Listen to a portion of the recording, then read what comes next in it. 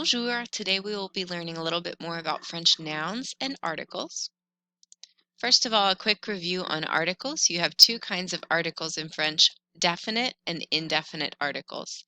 Definite articles translate to the in English, and there are four of them. Le and la for masculine and feminine singular nouns. L apostrophe comes in front of singular nouns that start with a vowel or vowel sound. These could be masculine or feminine. And les in front of plural nouns. Those could be masculine or feminine.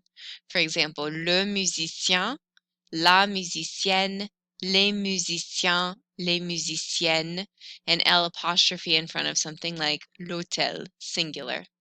Definite articles translate to a or some in English, and they are un, une, and des. Un in front of masculine nouns, une for feminine nouns, and des for plural nouns. There's no difference if something starts with a vowel or vowel sound because you would say un homme or une écharpe and they would sound fine. Every noun in French requires something in front of it, whether it's an article like un or le, or a possessive adjective like mon or ma. You need to have something in front of a noun in French. That is not the case in English. For example, in French you have to say j'adore le fromage, but in English you just say I like cheese. In English you can say there are festivals, but in French you need something in front. So il y a des festivals. He's a teacher, c'est un professeur. In French, you always need an article or something in front of your nouns. You can't just have a noun floating out in space with nothing in front of it. As far as the gender of nouns, every noun in French has a gender. We are very fortunate that French only has two genders. Some other languages have more than two genders, and it can get even more complicated. While it is annoying having to learn the gender of every single noun in French, it's important. And while it's annoying that there are exceptions, in English there are no rules at all sometimes. In French, at least, there are rules. The patterns and the rules that we'll look at, while they have exceptions, more often than not, they cover a lot of different words and can be very helpful. Over time, you start to learn these patterns, learn these rules. You hear words over and over again, and you become more familiar with them, almost like learning a tune to a song. It just starts to sound right and be right. You do have to memorize a lot of different rules, and you have to practice a lot in order to get these down. But over time, you just know that it's le crayon and not la crayon, and things just start to sound right to you. There are exceptions always. That is annoying, but you have to factor in that French has developed over a long period of time and has had a lot of different influences, like words have derived from Latin or English words have been added in. And so French has a lot of patterns that they try to keep, but there are always exceptions. We'll see them soon. You can come up with general kind of guidelines to know if a noun is masculine or feminine. It's not as easy as it is in Spanish. In Spanish, there's a set masculine ending and a set feminine ending for most nouns. A lot of people like to consider that French masculine nouns don't have an E on the end. So anything other than an E might be masculine, like le carnaval or le nez or le sofa. And that can be true. You could also say that many nouns that end in an E are feminine, and that can be true, like la chenille or la poste or la santé. Those all end in E's. But there are tons of exceptions if you keep the rules that general. For example, look at these masculine common words like le pouce is your thumb, le verbe, le beurre, le groupe, le verre is glass, l'espace. These words all end in E's, but they are masculine. So we actually have to break it down a little bit more in order to learn some patterns that are more definitely masculine and definitely feminine. First of all, if you're describing a person, then often the word for that person will match the gender of that person. Like un garçon is a boy, une fille is a girl. Garçon is masculine, fille is feminine. That makes sense. Or the word might change forms. Un chanteur for a singer, une chanteuse for a female singer. Un pharmacien for a male pharmacist, une pharmacienne for a female pharmacist.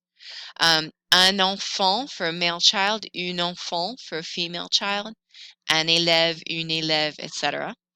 There are going to be some words that don't change forms. For example, un professeur, it's possible to put an E on the end and have la professeur, but it's not common because professors, teachers, used to be stereotypically male roles. Now it's quite different. Un policier, un chef, those are usually male professions, or at least they used to be, so that word stays masculine. There are some people words that are always feminine, like une personne, a person in itself is a feminine word, or une brute, a bully, is a feminine word too. Here are some more strict patterns of masculine endings, and I won't read them all to you, but you can notice that some of them look like adjectives we've learned, like if is masculine.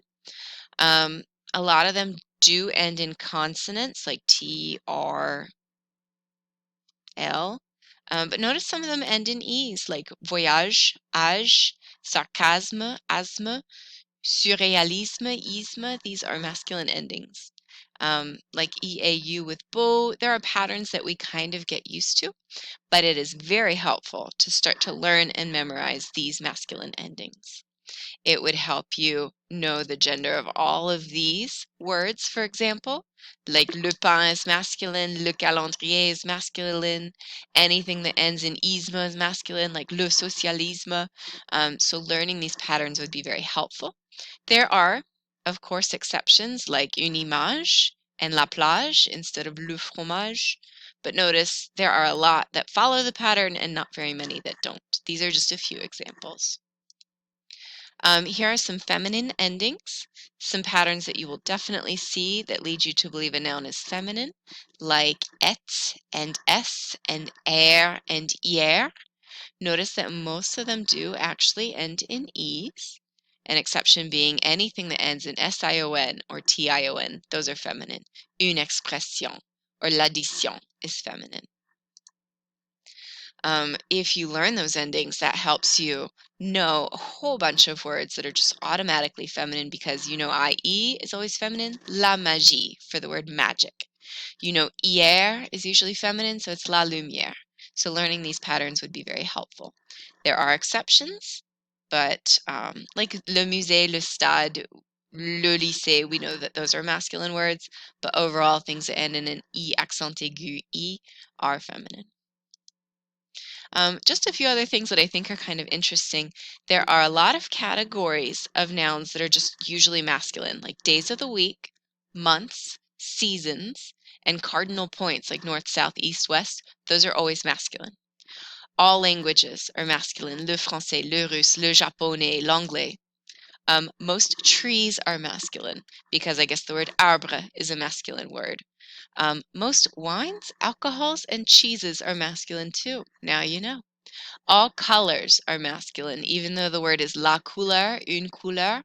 The specific colors themselves are le rouge, le jaune, le noir, le blanc. So if your favorite color is blue, you'd say j'aime le bleu. Most fabrics are masculine. Most English-derived nouns are masculine, like le skateboard, le brainstorming, le babysitter. So words that they stole from English, they just put a le in front.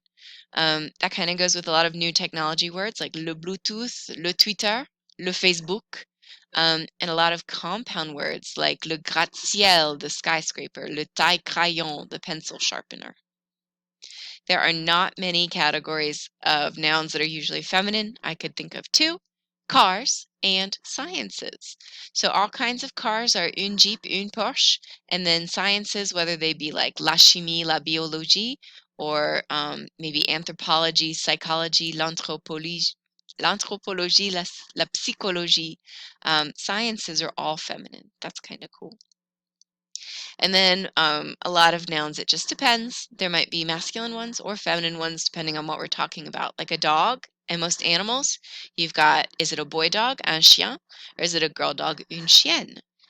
Cities, most cities don't have a gender, but in French there are cities that have le and la in front, like Le Havre versus La Rochelle. With states, regions, countries, the general rule is that if it ends with an E, it's probably feminine. If it ends in not an E, it's probably masculine, with an exception being Mexico. Same rule with plants, flowers, fruits, and veggies. If it ends with an E, it's probably feminine, and if it doesn't, it's probably masculine. There's a lot more I could say about genders of nouns, but this is pretty long, so we'll stop there and practice.